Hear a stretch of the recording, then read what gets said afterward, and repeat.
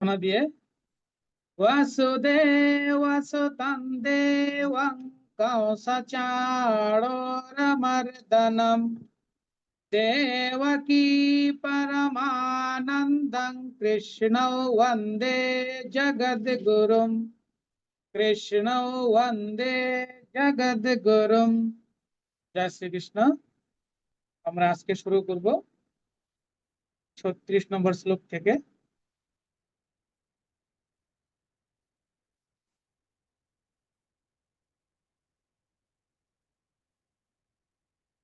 হ্যাঁ,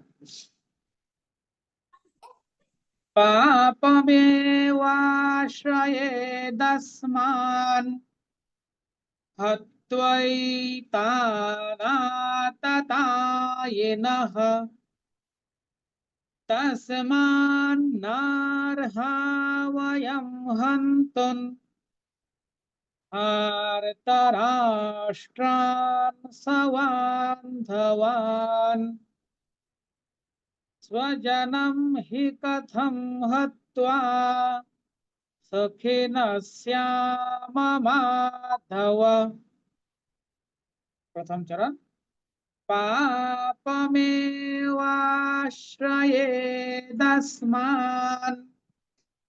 প্রথম শব্দটা হচ্ছে পাপ, পাপ কিন্তু নয়, পাপ মেওয়াশ্রয়ে, মে এবং ওয়াটা হচ্ছে দীর্ঘ, তারপর হাফতাল বাস্য মেওয়াশ, শ্রয়ে, এ কিন্তু নয় ইয়ে, এই একটি শব্দ।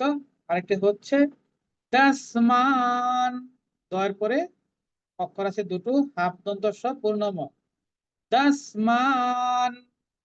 তাহলে এখানে তিনটি ভাগে ভাগ করে মনে মনে পড়তে পারেন। একটা হচ্ছে পাপ, আর একটা হচ্ছে মেওয়াশয়ে, আরেকটি দসমান। পাপ মেওয়াশয়ে দসমান, এই নটা কিন্তু অর্ধেক, হসন্ত আসে নিচে, আমরা 10 মানও কিন্তু বলবো না। হত্বৈতানাততায়িনঃ, হত্বৈ, তারপরে দেখুন আছে কি হাপ্ত আর পূর্ণ ওয়া, তাহলে প্রথম হাপ্ত নিচ্ছি হত, আর ওয়াইটা হচ্ছে ওর সাথে মিলিয়ে পড়ব ত্বই, হত্বৈতানা, তা এবং নাটা দীর্ঘ, তাতায়িনঃ। তাহলে এখানে দেখুন কয়টি শব্দ আছে, একটা আছে হত্বই, আরেকটা তানা, আরেকটি হচ্ছে তাতায়িনঃ। এই তিন ভাগে ভাগ করে এটাকেও আপনারা করতে পারেন। পাপমেওয়াশ্রয়েদস্মাन् হত্বৈতানাততায়িনঃ তস্মান্নার্হা বয়ং হন্তুম, তস্মান্নার্হা, তস, তারপরে দুটো অক্ষর আছে হাফ দন্ত স আর পূর্ণ ম, তার সাথে আকার, তাহলে তাস মান। তারপর আছে দুটো ন, হাফ ন আর পূর্ণ ন, প্রথমে হাফ ন নিচ্ছি, তাহলে হচ্ছে তাসমান, এই একটি শব্দ বানিয়ে ফেললাম। আরেকটা হচ্ছে নারহা, উপরে রেফ আছে অর্ধেক র, নারহা, তাসমান নারহা বয়ম হন্তুম, ওয়ম, ও, তারপর হচ্ছে ইয়ম, ওয়ম হন্তুন, হন্তুন। আমরা অনেকেই দেখছি যে কালকে আপনারা পুরো অক্ষর পড়েন হন্তুন বা বয়ম, এরকম বলে কিন্তু হবে না। অনুস্বার বা বিসর্গের পরিবর্তে আমরা যে অক্ষরটা পড়বো ব্র্যাকেটে যে দেওয়া আছে, এগুলো সবসময় অর্ধেক উচ্চারণ করব। এই জন্য ওয়াম হন্তুন ধারতরাষ্ট্রান সবান্ধবান, ধারতরাষ্ট্রান, এই শব্দ আপনারা আগেও পেয়েছেন, আমি আর এই জন্য এটাকে বেশি ব্যাখ্যা করলাম না। নটা অর্ধেক, সবান্ধবান, স্ব। আচ্ছা, এখানে আমার মনে হয় একটা বুঝছে, স বান্ধবান লিখেছি, দন্ত স এর নিচে একটা উ আছে, এটা এই পিডিএফ এ আসেনি। আপনাদেরকে ক্লাস পিডিএফ এ আসছে কিনা জানি না, দন্ত স এর নিচে একটা উ হবে, স। পরে যে আছে অক্ষরটা, এটা হচ্ছে বর্গীয় ব। সোয়াবান ধবান, এটাকে আপনাকে ঠিক করে নিন। সোয়াবান, সোয়াবান ধওয়ান, এটা হচ্ছে ওয়া। আর শেষেরটা হচ্ছে, আর প্রথমটা হচ্ছে বা। দন্ত স্বর পরে যেটা আছে ওটা হচ্ছে প ফ ব সেই বা। আর শেষের যে আছে এটা হচ্ছে ওয়া। সাবান ধওয়ান, ঠিক এরকম। তাসমান নার হাওয়ায়াম হান্তন আর তারাষ্ট্রান স্বাবান ধওয়ান স্বজনম হি কথম হত্বা। স্বজনম, স্বজনম আপসপূর্ণ ও স্ব, স্বজনম মোটা অর্থে, স্বজন ন ম নয়, স্বজনম হি কথম, হি কথম হত্বা, হওয়ার পর আছে হাপ্ত হত, বাকি থাকছে তোয়া, হত্বা সখিনস, সখিনস শ্যামা মাধব। এটা কিন্তু বাংলা আমরা জফলা মনে করে শ্যাম বলবো না, শ্যাম। হাফ দন্ত স্বর সাথে পূর্ণ ইয় সংযুক্ত আছে। শ্যাম, শ্যাম কিন্তু নয়, শ্যাম, অটা পূর্ণ। মাধব, মাধব স্বজনম হি কথম হত্বা সখিন শ্যাম মাধব। পূর্ণ শ্লোকটা পড়ছি, আপনারা আমার সাথে পড়বেন। পাপমেওয়াশ্রয়েদস্মাन् হত্বৈতানাততায়িনঃ তস্মান্নার্হা বয়ং হन्तुं ধার্তরাষ্ট্রাन् সবান্ধবাन् স্বজনম হি কথম হত্বা সখিনঃ শ্যাম মাধব। আবার পড়ছি, আপনারা খেয়াল করবেন।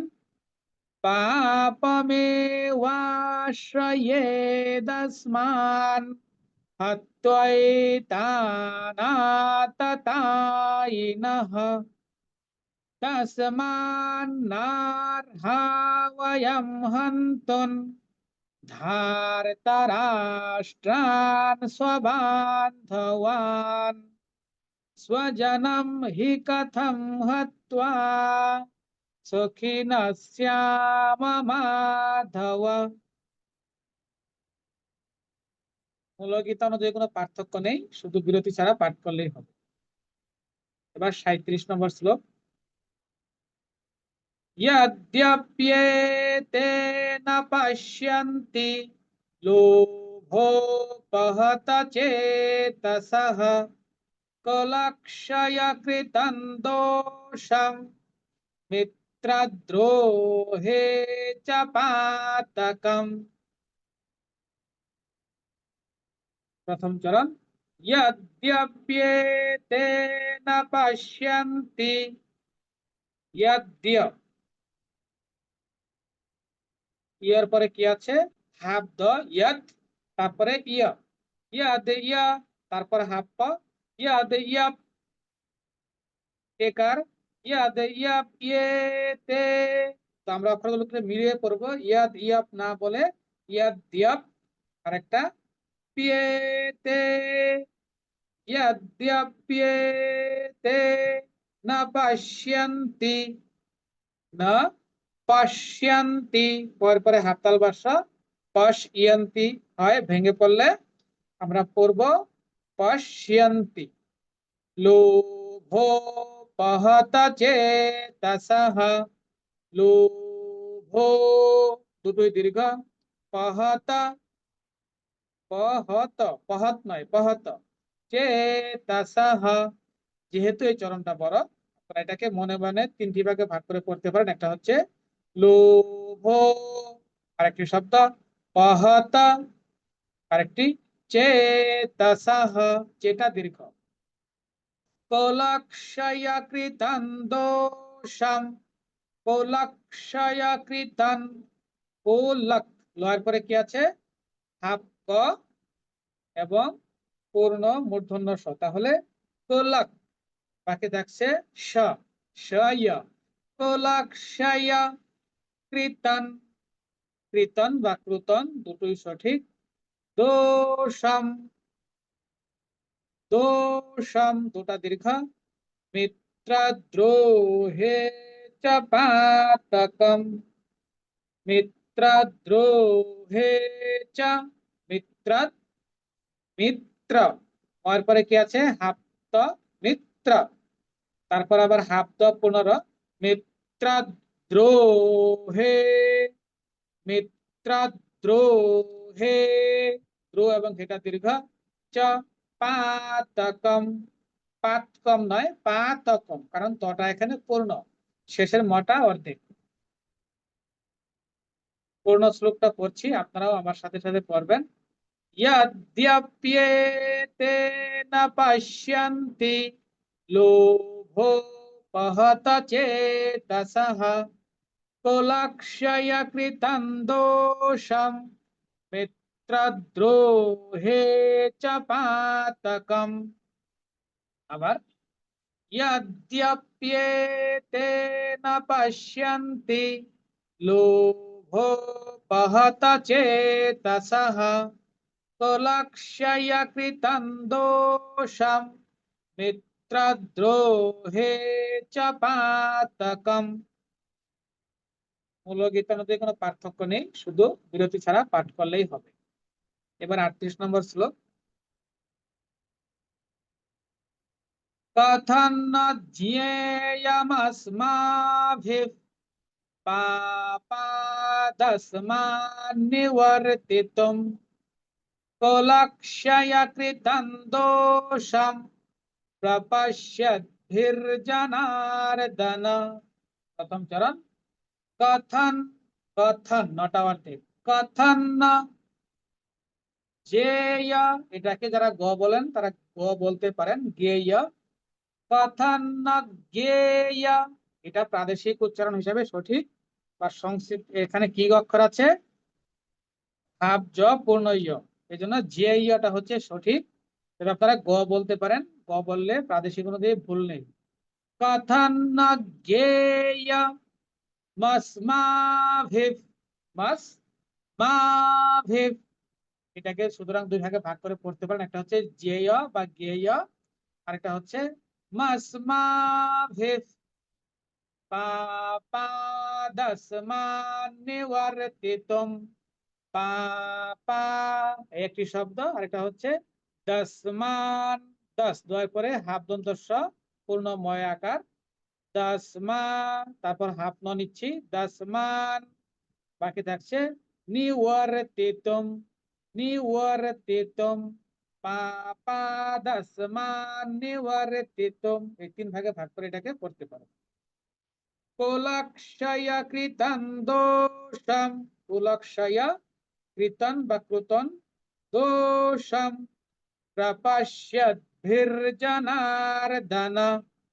প্রপশ প্র, তারপর আবার প, প্রপশ হাফ স পূর্ণ ইয়া শিয়া, তারপর হাফ দ, প্রপশ্যদ, প্রপশ্যদ ভির, প্রপশ্যদ ভির জনার্দন।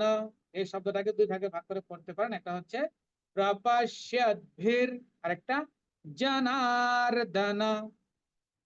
পূর্ণ শ্লোকটা পড়ছি, আপনারা আমার সাথে পড়ুন। কথং ন জ্ঞেয়মস্মাভিঃ পাপাদস্মাन् নিবর্তিতুম কুলক্ষয়कृतं দোষম প্রপশ্যদ্भिर्जनार्दन।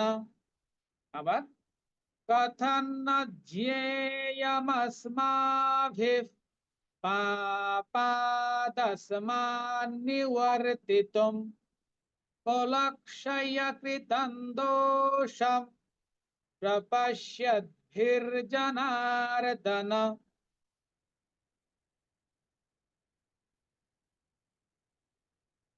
এবার 39 নম্বর শ্লোক। কুলক্ষয়ে প্রণশ্যন্তি কুলধর্মা সনাতনাঃ ধর্মে নষ্টে কুলং কৃৎস্নম অধর্ম বিভবত্যুত। প্রথম চরণ। কুলক্ষয়ে প্রণশ্যন্তি।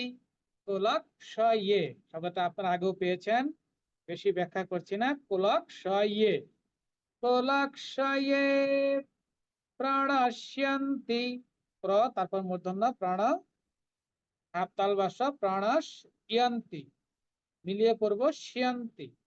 প্রাণস্যন্তি, কুলক্ষয়ে প্রণশ্যন্তি কুলধর্মা সনাতনাঃ। কুল, কুল কিন্তু নয়, কুল। কুলধর্মা, পাটা দীর্ঘ, বিসর্গের পরিবর্তে হাফ দন্ত স। সনাতনাঃ, না দুটোই দীর্ঘ হবে, যেহেতু শেষে না আছে বিসর্গটা হা উচ্চারণ হবে। আমরা কিন্তু ওটাকে হ বলবো না, সনাতনা হ বলবো না, সনাতনা হা বলবো। ধর্মে নষ্টে কুলং কৃৎস্নম। ধর্মে, মেটা দীর্ঘ, নষ্টে, নয়ের পরে হাফ মূর্ধন্য স, নস, বাকি থাকছে টে।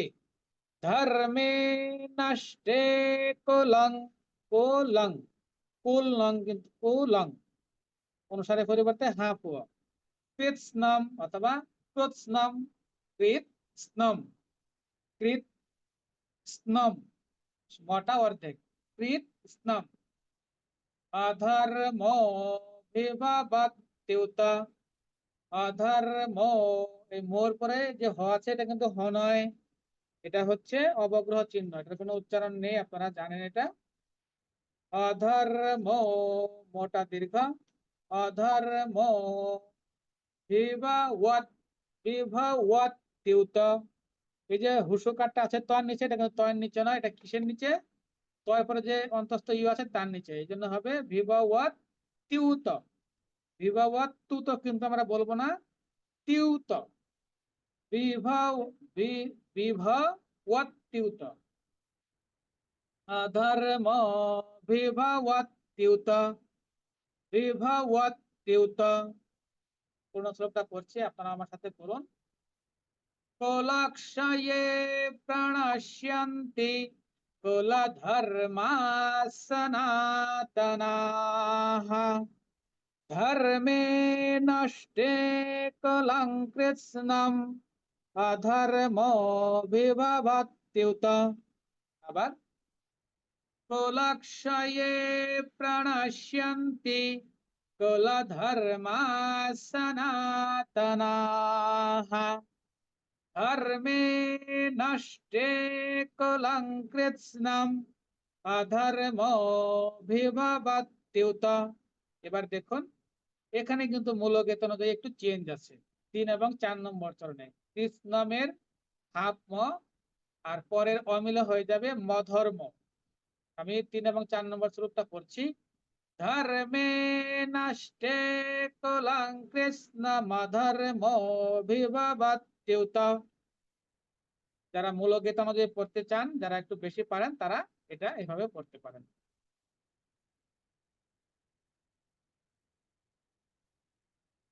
আজকে শেষ শ্লোক। অধর্মাভিভবাৎ কৃষ্ণ প্রদুষ্যন্তি কুলস্ত্রিয়ঃ। স্ত্রীষু দুষ্টাসু বার্ষ্ণেয় জায়তে বর্ণসঙ্করঃ। অধর্মাভিভবাৎ কৃষ্ণ, অধর্মা, অধর্মা, অধর্মা বিভবাৎ, বিভবাৎ আকার আছে, দীর্ঘ হবে, কৃষ্ণ অথবা কৃষ্ণ, এটাকে দুই ভাগে ভাগ করে পড়তে পারেন, একটা হচ্ছে অধর্মা আর একটা হচ্ছে বিভবাৎ। কৃষ্ণ প্রদুষ্যন্তি কুলস্ত্রিয়ঃ। প্রদুষ, আপমূর্ধন্য স, ইয়ন্তি, প্রদোষ ইয়ন্তি, যেহেতু স্বর ইয়কে মিলিয়ে পড়বো প্রদোষ্যন্তি। কোলাস, কোলাস হাবদন্ত স, কোলাস, বাকি থাকছে ত্রি। কোলাস্ত্রিয়ঃ, কোলাস্ত্রিয়ঃ। অধর্ম, অধর্মা বিভবাৎ কৃষ্ণ প্রদশ্যন্তি কলা স্ত্রিয়ঃ স্ত্রীষু দোষ্টাসু বার্ষ্ণেয় স্ত্রীষু স্ত্রী যেহেতু দীর্ঘইকার আছে এটা দীর্ঘ হবে স্ত্রীষু আমরা কিন্তু স্ত্রীষু এরকম বলবো না বলবো স্ত্রীষু দোষ্টাসু দোষ্টাসু বার্ষ্ণেয় এটা কিন্তু ক খ ব সেই ব কিন্তু নয় এটা ওয়া ওয়ার্ষ वार्ष मूर्धन्य णेय वार्ष्णेय जायते वर्णसंकरः जायते जा এবং তেটা দীর্ঘ वर्णसंकरः वर्ण व मूर्धन्य রে वर्ण সংকরः এই দুই ভাগে এটাকে ভাগ করে পড়তে পারেন সং দন্তস্বর পরে হাফ হুয়া সংকরः পূর্ণ শ্লোকটা পড়ছি আপনারা আমার সাথে পড়ুন অধর্মাভিভবাৎ কৃষ্ণ প্রদুষ্যন্তি কলা স্ত্রিয়ঃ স্ত্রীষু দুষ্টাসু বার্ষ্ণেয় জায়তে বর্ণসংকরः অধর্মাভিভবাৎ কৃষ্ণ প্রদুষ্যন্তি কলা স্ত্রিয়ঃ স্ত্রীষু দুষ্টাসু বার্ষ্ণেয় জায়তে বর্ণসংকরः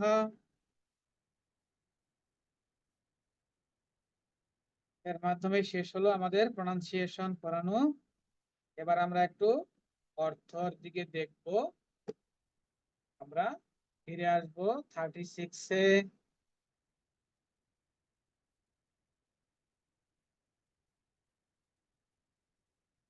আমরা গতকাল দেখেছিলাম যে অর্জুন বলতেছিলেন যে শুধু পৃথিবী নয়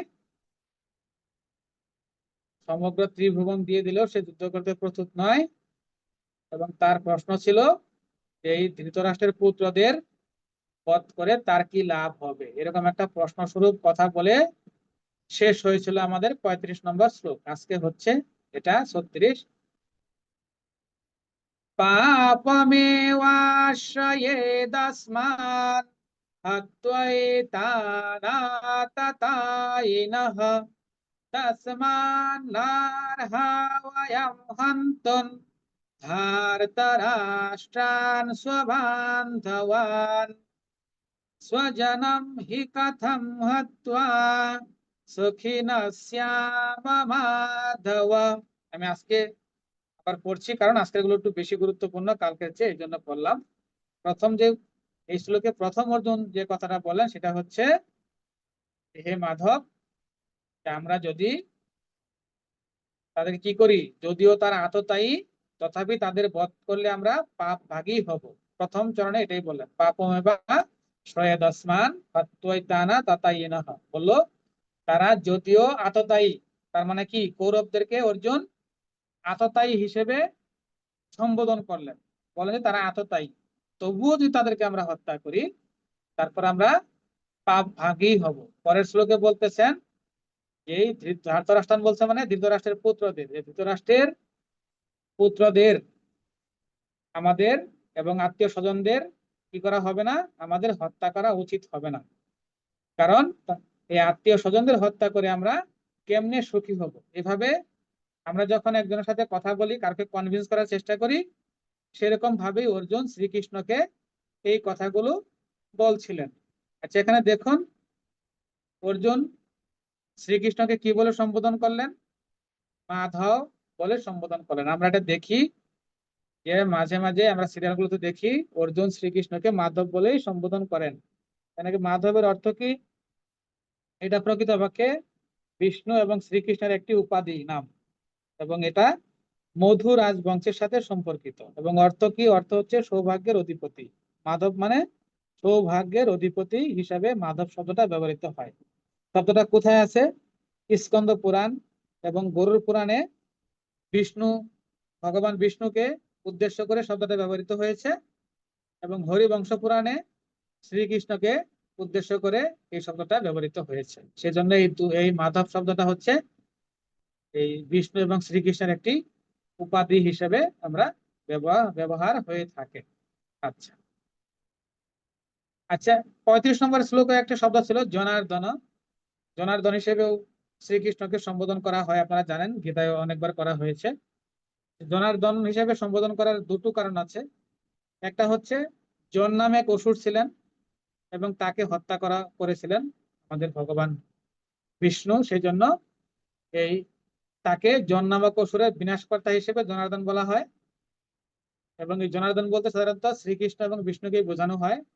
আরেকটা অর্থ হচ্ছে, জনার্দন অর্থ আরেকটা অর্থ হচ্ছে আমাদের আদি বাসস্থান এবং সমস্ত জীবের রক্ষক হিসেবে জনার্দন শব্দটা ব্যবহৃত হয়। এই দুই ভাগে, এই দুটো ক্ষেত্রে এই জনার্দন শব্দটা ব্যবহৃত হয়। তাহলে আমরা মাধব এবং জনার্দন শব্দের কেন ব্যবহার হয় সেটা আমরা বুঝতে পারলাম। আচ্ছা, এবার আসি যেটা বলা হচ্ছিল, যে কি বলছিল যে অর্জুন ভগবানের সামনে যুক্তি দেখাচ্ছেন যে ধৃতরাষ্ট্রের পুত্রদের হত্যার বিনিময়ে তিনি কি পাবেন, বরং তারা আততায়ী হলেও তাদেরকে হত্যা করলে পাপ হবে। এখন অর্জুনের এরকম যুক্তিটা ঠিক কিনা? আসলে অর্জুনের এরকম যুক্তিটা ঠিক নয়। কারণ পাপ কখন হয়? যখন আমরা অধর্ম কোনো কাজ করি। যদি, যেমন আমাদের যে দেশীয় আইনগুলো আছে, আইনে যদি বলা আছে কোনটা করলে পাপ অপরাধ হবে, কোনটা অপরাধ হবে না, যদি আমরা আইন লঙ্ঘন করি সেটা অপরাধ হয়, অপরাধ করলে তার শাস্তি আছে। পাপের ক্ষেত্রেটা সংশ্লিষ্ট ধর্মের সাথে, যে ধর্মে যেটা দেওয়া আছে যে তুমি যদি এটা করো তোমার পাপ হবে। স্যার যদি ক্লাসগুলি শেষ নয়,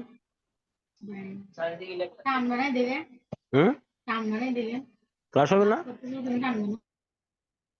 তাহলে সেটা হচ্ছে পাপ কোটা কখন হবে?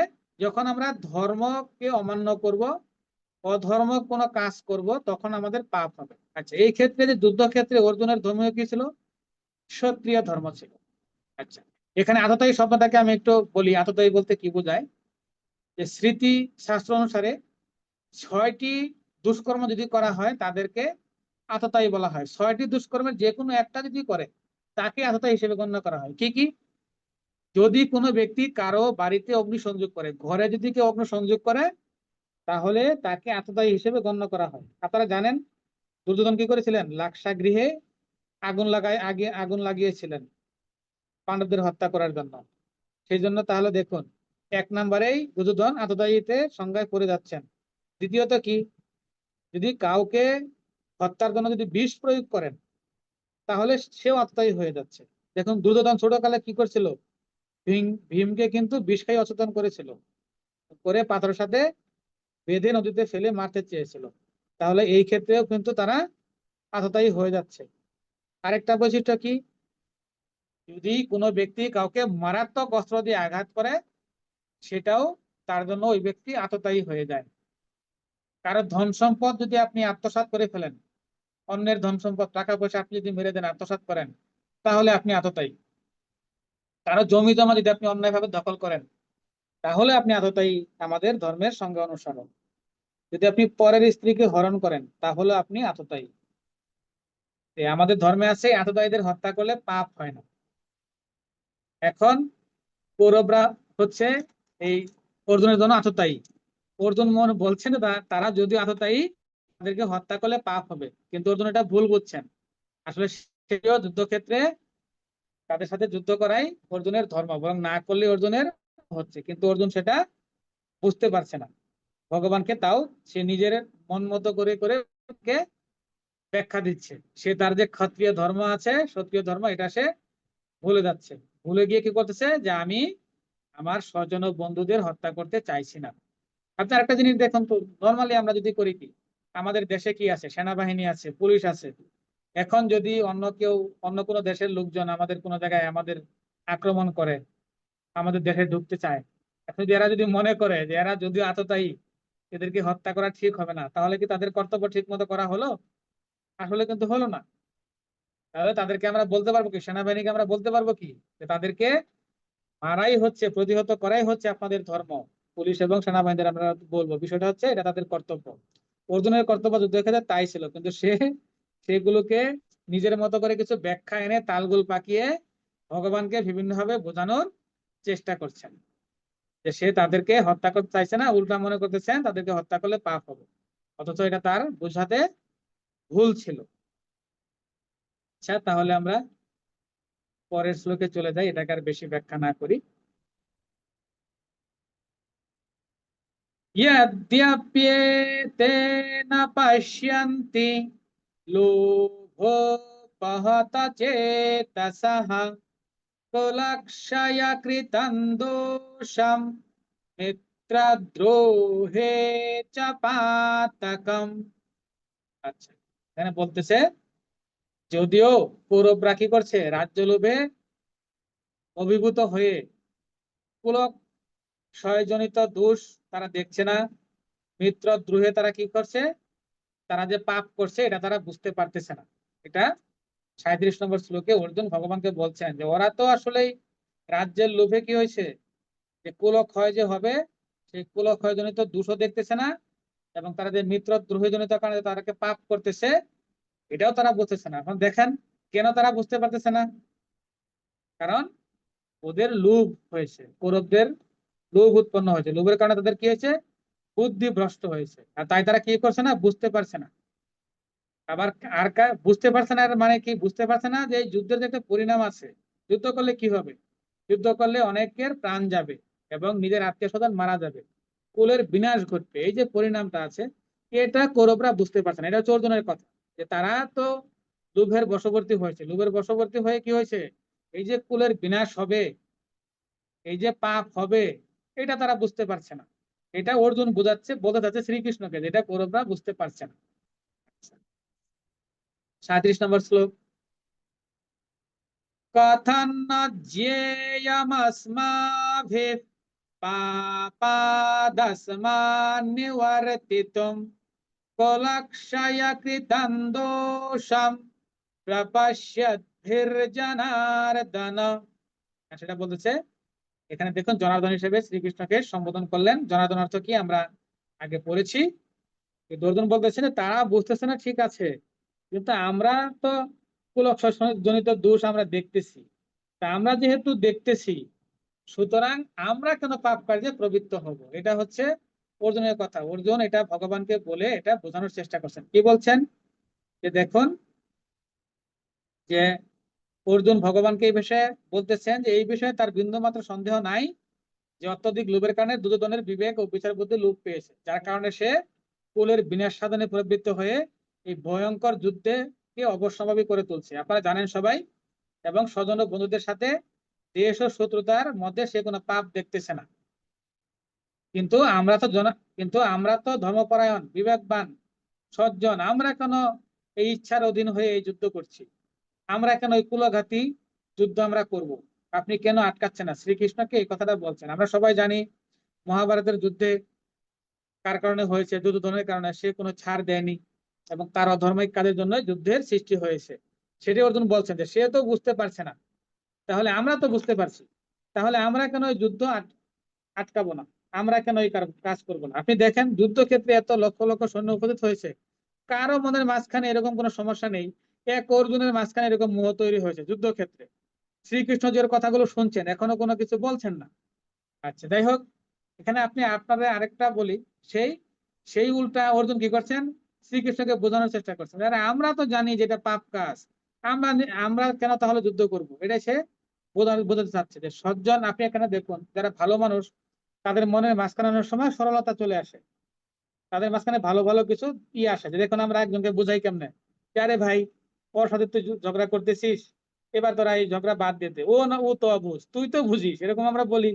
ঠিক সেরকম দেখুন, যে সজ্জন মানুষের মধ্যে সরলতা আছে, কিন্তু অর্জুনের মাঝখানে সরলতা আছে, কিন্তু সে কি হয়েছে, সে বিভ্রান্ত হয়ে পড়েছে, তার যে ধর্মীয় কর্তব্য সেটা তার মাথা থেকে দূর হয়েছে। কালকে আপনার উদাহরণ দিয়ে আমি বলেছিলাম যে তার মনের যে সৌর্য আছে, সৌর্য সৌর্য স্ত্রী আছে, সেটা বিদায় নিয়েছে তার ওই বিষাদময় মনের অবস্থা দেখে। সেরকম অর্জুন বিভ্রান্ত হয়ে গিয়েছেন। আচ্ছা, কি হয়েছে তখন, যেরকম সজ্জন লোকেরা বিবেক বুদ্ধি হারিয়ে ফেলে, অর্জুনও সেরকম হারিয়ে ফেলছে। হারিয়ে ফেলে কি হয়েছে, তার বিবেক তাকে পরিত্যাগ করেছে। যুদ্ধক্ষেত্রে দেখুন অর্জুনের সেনাবাহিনী আছে, শ্রীকৃষ্ণ যে আছে, কিন্তু মাঝখান থেকে অর্জুনের মনে বিভিন্ন কোশ্চেন হয়ে বেড়াচ্ছে এবং সে ভগবানকে বিভিন্ন প্রশ্ন করে বেড়াচ্ছে।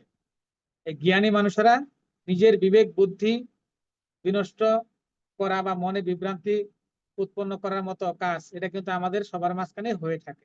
এটা এমন নয় যে শুধুমাত্র এই মহাভারতের মধ্যে হয়েছিল, এই বর্তমান সময়েও এরকম হয়ে থাকে। কারণ যে যখন মানুষের সম্পর্কে যারা নিজেদের মানুষকে আপন ভেবে যারা চিন্তা করবে, তখন মানুষের মাঝখানে এরকম চিন্তা ভাবনার উদয় হবে। আর সেই জন্যই অর্জুন বলতেছিলেন যে এই পাপ আমাদের করা উচিত নয়, আমরা এসব পাপ করব না, তারা করতেছে তারা করুক, কিন্তু আমরা যেন না করি, এরকম ভাবে বোঝানোর চেষ্টা করা হয়েছিল। আপনাদেরকে এখানে আরেকটু আমি কথা বলি যে অর্জুনের মনের মাঝখানে যে এটা উদয় হয়েছে, আমি যে বলছি যে অন্যদের মাঝখানে হয় না, অর্জুনের মনে কেন হচ্ছে দেখুন। এর আগে এখানে কিন্তু একটা হাত আছে, ধৃতরাষ্ট্রের হাত আছে। কেমন হাত? যখন যুদ্ধ শুরু হবে তার আগে একটা প্রেক্ষাপট আছে। কি প্রেক্ষাপট? ধৃতরাষ্ট্র তো বুঝতেন, সঞ্জয় তার পরামর্শদাতা আছেন, ধৃতরাষ্ট্র ভালো করে বুঝতেন যে তার ছেলেরা হচ্ছে অধর্মের পক্ষে, ওরা ধর্মের পক্ষে। তো ধৃতরাষ্ট্র করলেন কি, তার একটা দূত পাঠিয়েছিলেন পাণ্ডবদের কাছে, পাঠিয়ে কি বললেন যে আমার ছেলেরা তো মূর্খ নির্বুধ, তারা বুঝে না, তো তোমরা তো বুদ্ধিমান, এই যুদ্ধ করে তো দুইজনের পক্ষে লোকই মারা যাবে, তাহলে তোমরা এই যুদ্ধটা কেন করবা? তোমাদের মনে তো ভ্রম উৎপন্ন করা উচিত না, তোমরা যুদ্ধ করো না। এরকম একটা দূত লিখে পাঠাইছিল। দেখেন, সে তো নিজের ছেলের পক্ষ নিয়ে সে সমাধান করেনি, উল্টা পাণ্ডবদেরকে বোঝানোর জন্য ধৃতরাষ্ট্র তার দূত পাঠিয়েছিল। তখন থেকেই এটা অর্জুনের মাথায় কাজ করতেছিল, এবং সেই জিনিসটা অর্জুনের মাথা থেকে দূর হয়নি। আমাদের মাঝখানে অনেক হয় না যে কেউ কোনো পক্ষের সাথে, কোনো একটা পরিবারের লোকের সাথে সমস্যা হয়েছে, তখন বিভিন্ন জন করে কি, ওই ছেলেদের ওইখানে চাচা জেঠা ভাইস্তাদের হাত করার চেষ্টা করে। তখন কাউকে না পেলে দেখা যায় দুই একজনেরও তাদের ঠিকই ম্যানেজ হয়ে যায়। এরকম অর্জুন হয়েছে কি পঞ্চ পাণ্ডবের মাঝখানে, সে মনে মনে ওই কথাটা তার মাথায় ধরে গেছে, যে সে বুঝতে পারছে তার যে মাথায় যে ঢুকানো হয়েছিল, ধৃতরাষ্ট্র যে ঢুকাই দিয়েছিল, সেই কথাটা ঢুকে গিয়েছিল এই এর আগে, ওই কথাটা গেঁথে গেছে, এবং সেই জন্যই অর্জুন ওইভাবে চিন্তা করতেছিল। আচ্ছা, তারপরে আরেকটা জিনিস এখানে চিন্তা করে দেখবেন যে আমরা সবসময় নিজেকে কি করি, ওই অন্যদের চেয়ে বড় মনে করি। অর্জুন কিন্তু এরকম বড় মনে করে নাই। অর্জুনের একটা মানুষকে কি করে একটা সমভাবে ভাবার একটা বিষয় ছিল, যদিও তারা শত্রু, তাদেরকে সবসময় কি করতেছিল, নানাভাবে তাদেরকে ঠকানো বঞ্চিত করা হচ্ছিল, কিন্তু অর্জুন তারপরেও তাদেরকে আত্মীয় ভাবতেছিল, স্বজন ভাবতেছিল। এই ক্ষেত্রে আমি একটা স্বামী বিবেকানন্দের একটা উদাহরণ দিতে চাই। এমন একটা ঘটনা ছিল যে স্বামীজি তো শিকাগোতে তার বক্তৃতা দিয়েছিলেন, আপনারা জানেন, বিশ্বজয়ী একটা বক্তৃতা দিতে গিয়েছিলেন, সে কথা আমরা সবাই জানি। তিনি তারপর করছে কি, অনেক জায়গায় বক্তৃতা দেওয়ার জন্য কিন্তু আমন্ত্রণ পান, একবার এমন এক জায়গায় পেয়েছিলেন, এবং তিনি সবাই জানো, কিন্তু সবাই যাওয়ার পরে কি হয় যে স্বামীজির যে দারোয়ান ছিল, সে স্বামীজিকে দেখে তার কাছে মনে হয়েছে যে এই লোক নিগ্রো, এই লোক সাদা চামড়ার লোক না।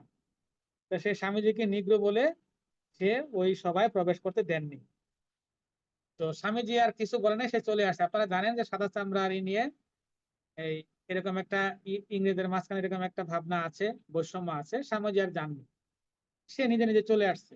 পরে সেই সবার যে আয়োজক আছে, পরে যে কোনো ভাবে স্বামীজির সাথে তার একবার দেখা হয়েছে। দেখা হইলে তিনি জানতে চাইলেন যে আপনি আমার নিমন্ত্রণ গ্রহণ করলেন, কিন্তু আপনি আমাদের সবাই আসলেন না, কারণটা কি? তখন স্বামীজি তাকে বললেন যে দেখেন, যে আমি আসলে গিয়েছিলাম, কিন্তু আপনাদের দারোয়ান, সে আমাকে নিগ্রো মনে করে সে আমাকে ঢুকতে দেয় নাই। পরে তিনি বললেন, তা আপনি তাকে কেন বললেন না যে আপনি নিগ্রো নন? তখন স্বামীজির উত্তরটা ছিল ঠিক এরকম, যে আমি অন্যকে অপমান করে বড় হতে চাইনি, কারণ আমি নিগ্রো এবং আমার এবং অন্যদের মাঝখানে কোনো পার্থক্য করতে চাই না। আমি যদি নিগ্রো হতাম তাহলে আপনি আমাকে বের করে দিতে পারবেন, এই পার্থক্য আমি করতে চাই না। এই যে সর্বজনীন গ্রহণযোগ্যতার শিক্ষা, এটা কিন্তু স্বামীজি দেখিয়ে দিয়েছেন।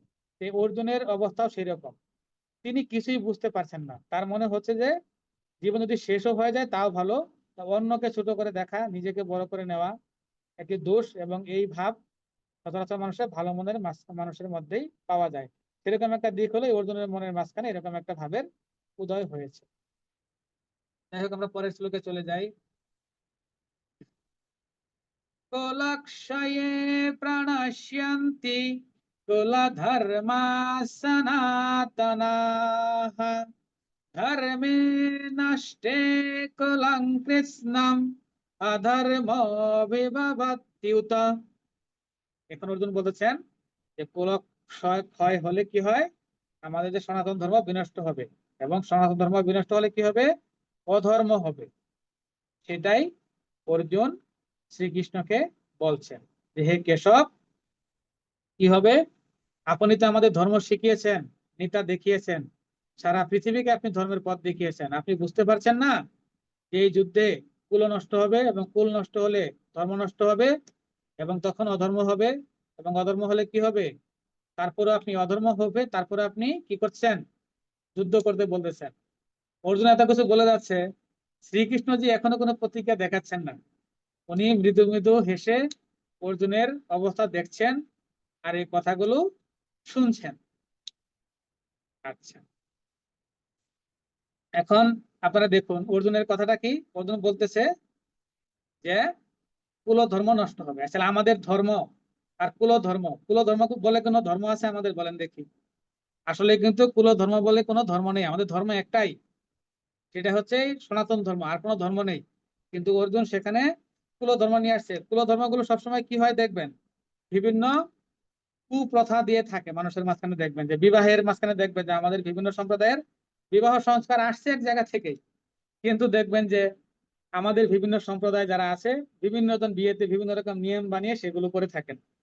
শুধু বিয়ে না, বিভিন্ন ক্ষেত্রে দেখবেন আরো অনেক অনেক আপনি নেগেটিভ উদাহরণ পাবেন। তারা সেগুলো করে থাকে, সেগুলো বলে কি এগুলো আমাদের কুল পুরুষরা করে এসছে, এই জন্য আমরা করবো, কিন্তু এটার সাথে কিন্তু আসলে কোনো ধর্মের কোনো কিছুই নেই। ইভেন যে আপনার মীরার নাম জানেন, সাধ্যে কি ছিলেন তিনি, তার শাশুড়িও তাকে কুলধর্ম পালনের জন্য বলতেন, কিন্তু তিনি গোবিন্দর কে আরাধনা করতেন। এখন দেখুন, তার শাশুড়িকে কিন্তু কেউ জানে না, কিন্তু মীরাকে সবাই জানে। এই জন্য অর্জুনের মাথায় কুল ধর্মের কথা আসছে। আসলে কুল ধর্ম বলতে আসলে কোনো ধর্ম নেই, আমাদের ধর্ম একটাই। আর এখানে ধর্ম নষ্ট হওয়ার না, বরং অর্জুনই এই মাথায় বিভ্রান্তি এনে ধর্ম পালন করছে না, বরং অর্জুনই পাপ হবে। কিন্তু অর্জুন বুঝতে পারছে না, তার মনের মাঝখানে বিভ্রান্তি দেখা দিয়েছে, বা সে উল্টো ভগবানকে বোঝানোর চেষ্টা করতেছে যে বিষয়টা হচ্ছে এরকম, আমাদের কুল ধর্ম নষ্ট হবে। অথচ কোনো কুল ধর্মই নেই, ধর্ম হচ্ছে আমাদের একটা। আর তার ধর্ম, অর্জুন ক্ষত্রিয়, যুদ্ধক্ষেত্রে আছে, তার কর্তব্য হচ্ছে যুদ্ধ করা, কিন্তু সে সেটা ভুলে গিয়েছে। আচ্ছা, এরপরে আমরা পরের শ্লোকটা পড়ি। অধর্মাভিভবাৎ কৃষ্ণ প্রদুষ্যন্তি কুলস্তঃ স্ত্রীষু দুষ্টাসু বার্ষ্ণেয় জায়তে বর্ণ সংকরঃ। এবার কি বলছেন দেখেন, হে কৃষ্ণ বলছে যদি অধর্ম হয় তাহলে কি হবে, তাহলে যে কুলবধূগণ আছে তারা বেবিচারে লিপ্ত হবে, এবং হে বাষ্ণেয়, এবং কুল স্ত্রীগণ যদি বেবিচারে লিপ্ত হয় তাহলে কি হবে, অবাঞ্ছিত প্রজাতি উৎপন্ন হবে, বর্ণ সংকর হবে। এটা শ্রীকৃষ্ণকে অর্জুন বলছেন। এখানে শ্রীকৃষ্ণকে ওয়ার্ষ্ণেয় বলে সম্বোধন করা হলো, কারণ শ্রীকৃষ্ণ বৃষ্ণি বংশীয় ছিলেন, এই জন্য বার্ষ্ণেয় বলে সম্বোধন করা হয়েছে। এখন সেটাই বলছেন অর্জুন, যে আপনি জানেন না অধর্ম বেড়ে গেলে স্ত্রীরা কি হবে, কলুষিত হবে, বলে বর্ণ সংকরের সৃষ্টি হবে। আর যুদ্ধে সব ক্ষত্রিয় মারা গেলে কি হবে, তাদের স্ত্রীরা থাকবে, তারা অন্য বর্ণের পুরুষদের বিবাহ করবে, বিবাহ করলে কি হবে, তাদের যে সন্তান উৎপন্ন হবে সেটা বর্ণ সংকর হবে। এইভাবে অর্জুন ভগবানকে বলে তার বিভিন্ন যুক্তি দিয়ে শ্রীকৃষ্ণকে কনভিন্স করার চেষ্টা করতেছেন, এবং বলতেছে সেভাবে কি হবে, আমাদের পুরো বংশই তো নষ্ট হয়ে যাবে। তাহলে যদি বংশ নষ্ট হয়ে যায় তারপরে আমরা কেন যুদ্ধ করব, এগুলোই বললেন। এবং তার তথাপিও শ্রীকৃষ্ণ প্রতিক্রিয়া এখনো দেখাননি, উনি মৃদু হাসছেন অর্জুনের কথা শুনে। বর্ণসংকর মানে কেমনে হবে, আপনারা বুঝতে পেরেছেন যে ভিন্ন ভিন্ন বর্ণের স্ত্রী পুরুষের মিলনের যে সন্তান উৎপন্ন হয় তাকে সাধারণত বর্ণ সংকর বলা হয়। আপনারা জানেন সবাই। দেখুন অর্জুন তাহলে বর্ণটাকে কিভাবে দেখছে, সে জন্ম হিসাবে দেখছে, কিন্তু আমরা জানি কি বর্ণ, আমাদের শাস্ত্র অনুযায়ী 4টি বর্ণ আছে, সেটা কি হয়, কিসের ভিত্তিতে তার ভাগ হয়, সেটা হচ্ছে গুণ এবং কর্ম অনুযায়ী। কিন্তু অর্জুন কি বলতেছেন, অর্জুন বলতেছেন যে না, ওই যে স্ত্রীরা অন্যদেরকে বিয়ে করবে ওই জন্ম হিসাবে দেখছেন। তাহলে দেখুন অর্জুনের যে ব্যাখ্যা আছে সেই ব্যাখ্যাটা কিন্তু ভুল, কারণ বর্ণ কখনো জন্ম দিয়ে হয় না, বর্ণ হচ্ছে গুণ এবং কর্ম দিয়ে। আমাদের অষ্টাদশ অধ্যায়ে যা আছে সেটা, সেখানে এই বর্ণর কথা বলা আছে, এবং সেখানে যদি আপনারা এই বর্ণের বিষয়ে সেখানে যখন 18তম অধ্যায় পড়বেন সেখানে ওখানে ই করতে পারবেন যে ভগবান সেখানে বলেছেন যে আমি বর্ণ সৃষ্টি করে তৈরি করেছি গুণ এবং কর্ম অনুযায়ী, এটা বলেছেন। আচ্ছা, তাহলে যদি গুণ এবং কর্ম অনুযায়ী হয়, তাহলে অর্জুন যে ব্যাখ্যা দিচ্ছেন যে স্ত্রীর অন্যদের বিয়ে করবে, এই যে বর্ণসংকর হবে, এটা সঠিক নয়। আচ্ছা, আমরা যদি সাধারণভাবে বুঝতে চাই, দেখুন, গুণের অর্থ যদি আমরা বাস্তবের সাথে বুঝতে চাই, সেটা কেমনে বুঝতে পারি? আমাদের ডিএনএর মাধ্যমে। গুণ কি হয় আপনারা দেখবেন যে পিতার বৈশিষ্ট্য পুত্রের মাঝখানে যায়, সন্তানের মাঝখানে যায়, মেয়ের মাঝখানে যায়। এটা কিসের মাধ্যমে হয়? ক্রোমোজোম বা ডিএনএর মাধ্যমে হয়। আরেকটা কি হয়? আরেকটা গুণ হয় দ্বিতীয়, আমাদের মাঝখানে যে সত রজ ও তম গুণ আছে, সেই অনুযায়ী হয়। এই দুটো অনুযায়ী গুণটা মানুষের মাঝখানে ট্রান্সফরমেশন হয় মানুষের, এটা হতে পারে। কিন্তু তারপরেও কারো যদি তার কর্ম অনুযায়ী, যদি তার কর্মটা যেরকম হবে, তার বর্ণটাও ঠিক সেভাবেই নির্ধারণ হবে, তার স্বভাবজাত অনুযায়ী হয়ে যাবে। চতুর্দশ অধ্যায় যে আছে আমাদের, সেখানেও এই গুণ সমূহের বর্ণনা ভালোভাবে দেওয়া আছে। আপনারা যখন চতুর্দশ অধ্যায় হবে, তখন আমরা এই বিষয়টা দেখবো। তা আমরা বর্তমানে সহজভাবে শুধু এটা চিন্তা করব, এই সমাজে অনেক মানুষ আছে, কিন্তু প্রত্যেক ব্যক্তির স্বাভাবিক প্রকৃতি একে অপরের সাথে দেখবেন আলাদা। প্রত্যেকের নিজস্ব স্বভাব আছে, এই স্বভাব কিন্তু গুণের কারণে হয়। আমরা একটা উদাহরণ যদি দেই কিভাবে, দেখুন, শত রজ তম গুণ, এর মাধ্যমে তো মানুষের এই গুণের ভাবটা প্রকাশ পায়। আপনি ধরুন কোনো একটা খাবারে আপনি কি দিলেন? লবণ দিলেন, গোলমরিচ দিলেন এবং চিনি দিলেন। এখন দেখুন, এই তিনটা উপাদান দিয়ে যখন আপনি রান্না করছেন, এখানে যদি যে কোনো উপাদানটা যখন বেশি হবে, তার কিন্তু সেই স্বভাবটাই প্রকাশ পাবে। তো সেই হিসাবে হলো মানুষের এই ব্রাহ্মণ, ক্ষত্রিয়, বৈশ্য, শূদ্র, এইগুলো নির্ধারিত হবে। তার মাধ্যমে মানুষের বর্ণ গঠিত হবে, মানুষের গুণের নিরিখে, কর্মের অনুযায়ী নয়। সুতরাং অর্জুন সেটাকে ভুল বুঝে ভগবানকে বিভিন্নভাবে ব্যাখ্যা দেওয়ার চেষ্টা করছেন। এবং আমরা এরকমও শুনেছি যে অনেক যারা ইয়েরা আছেন, যারা গীতা বিবেচন করেন, যারা একটু ব্রাহ্মণ, অন্যভাবে নিয়ে না, আমরা তো সবাই একরকম, তারা নিজেরা জন্মের মাধ্যমে এটার ব্যাখ্যা দেওয়ার চেষ্টা করেন। এই অর্জুনের কথা দিয়ে গীতাকে বুঝান যে বর্ণের বিষয়টাকে ভুল ব্যাখ্যা দিয়ে থাকেন। আসলে ভুল ব্যাখ্যাটা আমরা যতটুকু দেখেছি বা বুঝি, আমিও তো বুঝি না, বা যতটুকু এ পর্যন্ত বুঝেছি, সেই পর্যন্ত আসলে জন্ম অনুযায়ী আসলে ব্যাখ্যা নয়, এটা ভুল ব্যাখ্যা। অর্জুনের যে চিন্তাটা, এটা ভুল চিন্তা। ভগবান যখন দ্বিতীয় অধ্যায়ে তার কথা বলা শুরু করবেন, তখন আপনারা দেখবেন যে অর্জুনের এই কথাগুলো সবগুলোই ভুল ছিল। আমার মনে হয় আমি আজকে, তাও সময় বেশি চলে গেছে, আমি আর এটাকে না করি, আজকে আর লম্বা না করি, আবার কালকে আমরা বাকিটুকু পড়বো। এর মাধ্যমে আমি আমার কথা শেষ করছি। তা আজকে যেহেতু আমাদের একটা ধর্মীয় প্রোগ্রাম আছে, আমরা সবাই একটা করে গীতার শ্লোক অবশ্যই পাঠ করার চেষ্টা করব, কেউ না পাঠ করে যাবেন না। এই শুভ দিনে এই শুভ দিনে অবশ্যই একটা করে শ্লোক সবাই পাঠ করার সুযোগ গ্রহণ করা উচিত। আমি শেষ করছি। আমার কথা যদি কোনো ভুল ত্রুটি হয়ে থাকে, আপনারা ক্ষমা সুন্দর দৃষ্টিতে দেখবেন। আমি আসলে তো ভালো ব্যাখ্যা জানি না। আমি সাধারণত গীতাটাকে যেন পাঠ করতে পারেন আপনারা, সেই উদ্দেশ্যে এটা আমার এই কোর্সটা আমরা করেছি আমরা। এবং দ্বিতীয়টা হচ্ছে মোটামুটি অর্থ, মানে বেসিক মিনিংটা যেন আমরা বুঝতে পারি, সেই প্রচেষ্টা আমার। আর যারা বেশি বুঝেন, তারা তো আপনারা বুঝেন, তারা ক্ষমা সুন্দর দৃষ্টিতে দেখবেন। আমি শেষ করছি। জয় শ্রীকৃষ্ণ, সবাইকে নমস্কার। নির্মল, এবার তাহলে সিঙ্গল অনুপাঠন একটা একটা করে সবাইকে আমরা নিয়ে নেই। জয় শ্রীকৃষ্ণ সবাইকে। তো আজকে প্রথম হচ্ছে যিনি বলবেন, আমি আপনাকে আনমিউট করছি, অম্লন দেব। দাদা আপনি বলবেন।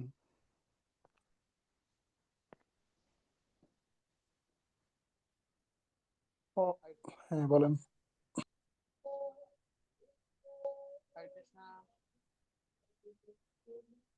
অম্লানদা বলুন। প্রণাম নিবেন, প্রণাম নিবেন।